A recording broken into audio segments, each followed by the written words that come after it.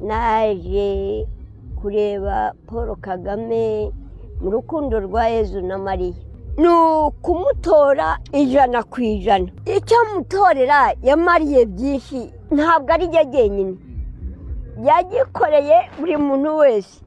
Paul Kagame yaduhaye amatungo, Paul Kagame yaduhaye kwambara inkweto tutarambara inkweto, yadukuye mu buhake. Nta kintu ntazamukorera, nawe ntacyo atazankorera. Nzamutora 100%.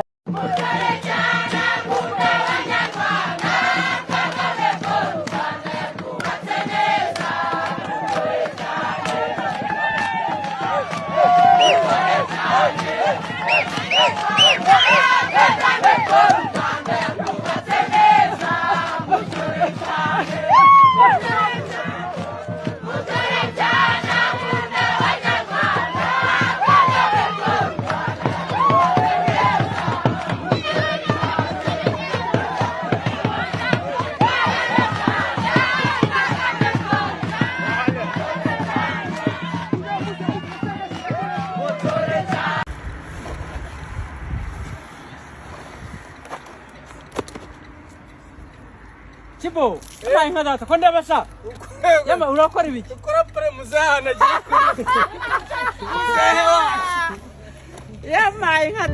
Mwaramutse kandi mwongeye kwirirwa abakunzi mukunda kudukurikirana kuri YouTube channel yacu Bigness TV. Kuri uyu munsi Perezida wa Repubulika akaba ageze i Huye, cyangwa se akaba niteguye mu buryo bukomeye cyane hano i Huye. Ikintu kinzanye hano, kije kutumanza kuba nabasha kuba nababwira ni bimwe mu bintu aba baturage ba hano i Huye bari kugenda bakomeza kugenda bavuga, ndetse n'ikintu cyatumye abantu ibihumbi n'ibihumbi barara amajoro mu muhanda kugeza igihe Perezida wa Repubulika ngarazira, kubera urukundo bamufitiye, kubera n'ibintu byinshi yagiye abakora, ngo kubera n'ibintu byinshi yagiye abagezaho. Hano i Huye habaye ikintu kimeze nk'igitangaza kinini cyane, birenze ahandi hose Perezida wa Repubulika yagiye aca. Murabizi neza ko Perezida wa Repubulika agitangira kwiyamamaza yatangiriye i Musanze, ava i Musanze yerekeza i Rubavu, arangije kuva i Rubavu agenda ayerekeza i Huye na Ngororero. Ubu Perezida wa Repubulika yaherekeje Muhanga na Ngororero, ngo akaribwo ageze i Huye. Ubu Perezida wa Repubulika akaba yiteguye mu buryo bukomeye cyane i Huye. Igitangaza cyabayeho nuko abaturage baraye aho Perezida wa Repubulika baraza kumwakirira, baharaye baravuga bati tugomba kuva aha ngaha uko Perezida wa Repubulika abanje kuba yahava. Byahereye kuva nijoro ku mugoroba saa 12, aho abaturage bari bishimye ari benshi cyane, bari mu mihanda bagaragaza urukundo bafitiye Perezida wa Repubulika atari yanahakandagira, bishimye cyane. Bigaragara yuko Perezida wa Repubulika akunzwe hano i Huye, akunzwe mu buryo butangaje cyane. Turi ku isaha y'isa 5 ubu ngubu hano i Huye akaba abantu buzuye bakubise buzuye. Gusa ikintu cyakomeza kugenda kibasha kuba cyagenderwaho, murabizi neza ko i Rubavu habaye ibintu bitari byiza byagiye bishegesha abantu benshi bagiye batandukanye, ndetse bikaba byarabaye ibintu bibi cyane. Ariko murabizi ko i Huye abantu 38 babashije kuba bakomereka, umwe muri bo akaba arangije kuba yakwitaba Imana, ndetse akaba yaranahambwe, umukobwa witwa Aishakiye Mutoni. Ndetse kugeza kuri ubu ngubu bikaba binagaragara ko abandi bari 3 nabo bashobora kuba bakwitaba Imana kubera ko barwaye bikomeye cyane. Ndetse andi makuru kugenda babasha kuba yatugera, turakomeza kugenda tubacukumbura. Murazi ko tugenda tubacukumbura twagera ku bintu byinshi.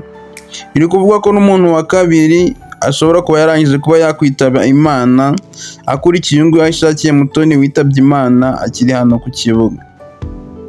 Biri kuvuga ko n'undi nawe yitabye Imana ari CHK, kwa ko ari abandi 3 birwaye mbetse barembye bikomeye cyane. Ku kintu hano i Huye abashinzwe umutekano cyangwa se abapolisi bari kugenda bitaho cyane, ni ikintu bari kugenda bitaho cyo guhagarika abantu ntibajye mu muvundo, nta muvundo bashaka ahangaha. Kubera urukundo ndetse n'urukundo abantu bagiye bafitiye aba bantu, bikugaragara ko bari kuza ndetse ari benshi cyane baje kureba Perezida wa Repubulika, ariko bakaba bavuze ati ibintu byabereye i Rubavu ntabwo dukeneye ko n'ahangaha i Huye byaza kuba byabasha kuba byaba, oya ntabwo twabikunda, ntabwo dushaka ko ahangaha biza kuba. Niyo mpamvu abapolisi bafashe umwanzuro wo kuvuga ati mugende gake mwitonze, nta kiri kubirukansa, mugende gake mwitonze. Ndetse ngo no mu misohokere y'ubu ngubu ngo bakaba bazanye tekinike nshyashya iraza kuba yakoreshwa ahangaha i Huye bitandukanye n'ahandi hose bagiye baca. Bari kuvuga ati ibintu byabaye tugifatanyije n'uriya mwana witabye Imana n'umuryango wabo, twifatanyije n'abanyarubavu bose, twifatanyije n'abari mu bitaro, kubera ko ubu ngubu FPR Inkotanyi niyo iri kubagenda ibavuza, uwakomerekeye hariya wese ubashije kuba yahagera wajyanwe muri ambulance akajyanwa ku bitaro ndetse bari kumuvuza, ndetse n'aboherejwe CHK nabo bagera mu 10 bari kuvuzwa, ndetse n'abantu 3 barwaye bikomeye cyane. Bino byose biri kuri FPR. Ikibazo ngo gihari nuko wenda byakongera kuba byabasha kuba byabaho. Niyo mpamvu ngo abapolisi uyu munsi bafashe umwanzuro ndetse bazanye na tekinike nshyashya iraza kuba yakoreshwa ahangaha i Huye. Akaba ngo haragiye kuba hakoreshwa tekinike y'uko abantu barinjira bisanzwe nk'uko ahandi hose byagiye byinjira, ariko mu misohokere cyangwa se mu gutaha kwabo haraza kuba hakoreshwa tekinike y'uko hagomba kugenda abantu bake bishoboka, ndetse n'abantu bakaba baraza kugenda bashyirwa mu duparite ku buryo bitaza kuba byateza ibibazo byinshi cyane, kuko haragenda hasohoka ab'inyuma kugeza igihe ab'imbere baraza nabo kugiraho, ku buryo ngo buri gaparite bagiye bagahereza umupolisi ukwako, buri mupolisi abapolisi ukwako, kugira ngo aba bantu bataza kuba bahaza kuhakomerekera abandi cyangwa se hataza kuba umuvundo nk'ibyabereye i Rubavu. Hamenwe ikiswe abapolisi benshi bikubye inshuro zigera nko muri 5 abakoreshwaga ahandi hose, kuko ibintu byabaye i Rubavu ngo byarababaje ndetse binababaza mu buryo bukomeye cyane.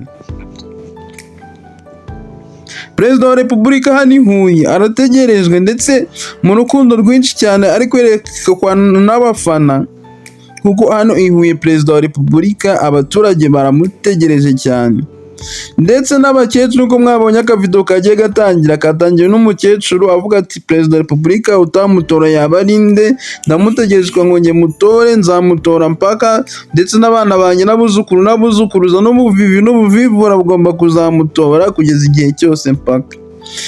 Perezida wa Repubulika ari kuvuga ati yatugejeje ku bintu byinshi, murabizi neza ko hano i Huye twagiye tubona ibintu by'ibitaramo byinshi bigiye bitandukanye, yatwubakiye ikibuga cy'umupira, tukaba twaragendaga tureba Amavubi mu gihe kiriya kibuga cy'i Kigali cyari kikiri gukorwa, akavuga ati ibintu yatugejejeho hano imihanda iruzuye, nta cyaro nta hano amatara agenda acana ijoro n'amanywa, ntago tukibona ko bwije. Abaturage akavuga ati utatora Perezida wa Repubulika yaba ari nde. Abaturage barabona nubwo bari gutekereza ko kuba ngo bakumva ngo ibintu by'imigabo n'imigambi n'ibiki, bari kuvuga ati ubundi imigabo n'imigambi ya Perezida wa Repubulika twayibonye kera, imigabo n'imigambi bindi baza bari kugenda batubwira ntabwo nzi ibyo ari byo.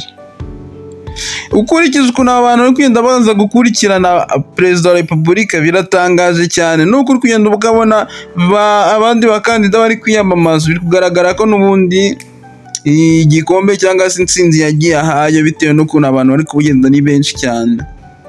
Ukurikije ba Philippe ugakurikiza Mpayimana Philippe ugakurikiza uko bose bagiye bahatana ari 3 bandi, ntago bari kugaragara ko bari kwereka urukundo bingana nk'uko n'abari kugenda rwerekwa. Ikindi kintu gikomeza kugenda kigaragara ni uko FPR Inkotanyi iri kuba yarateguye ibintu byose kurenza aba bandi bakandida bariho bandi, kuko no kuba wamenye wowe umuturage kuba wamenya ngo aba bandi baraza cyangwa ntibaraza biragoranye cyane, ko nukujya kubona ukabona ibintu byabaye gutyo gusa ntabwo uri kumenya ngo byagenze bite. Ariko Perezida wa Repubulika arabizi neza, arakunzwe, arabizi neza, afite igikundiro, arabizi neza n'ubundi azatorwa, ariko ukuntu biri kugenda iyi FPR Inkotanyi yateguye ibintu ni ibintu bitangaje cyane. Gusaba gukanda like, utange comment, ukore na share, ukande subscribers nibona ko ari ngombwa. Mu kandi kanya gatoya ndaje mpite mbagezaho iyindi video, ndetse mpaka mbabereye ku kibuga ndaje mpite mbahereza video. Thanks, turabakunda.